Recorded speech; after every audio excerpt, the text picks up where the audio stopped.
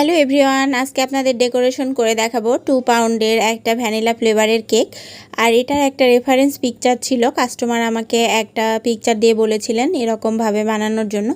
তো আমি ট্রাই করেছি সেমভাবে বানানোর জন্য। তো এখানে আমি 1M নজেল নিয়ে নিয়েছি ফার্স্টে। তো 1M নজেল দিয়ে আমি রোজেটগুলো করে নিচ্ছি। তো দুইটা কালারের সমন্বয়ে হবে এটা, পার্পেল কালার আর হোয়াইট কালার। তো পার্পেল কালারটা আমি এই কালারটা এনেছি অনেক বেশি পার্পেল কালার, আর তার সঙ্গে 2-1 ফোঁটা পিঙ্ক কালার দিয়ে কিন্তু এরকম একটা কালার এসেছে। তো আমার উপরে রোজেটগুলো তৈরি করা হয়ে গেছে। এখন আমি নিচে দিয়ে ওই 1M নজেল দিয়েই আমি নিচে দিয়েও বর্ডার দিয়ে নিব। আর আমার যে রেফারেন্স পিকচার ছিল তো সেম ডিজাইনটাই ওখানে ছিল, কেকটা তৈরি করার পরে সেম হয়েছিল। এরপরে আমি সুন্দর করে চারপাশে বর্ডার দিয়ে নিব।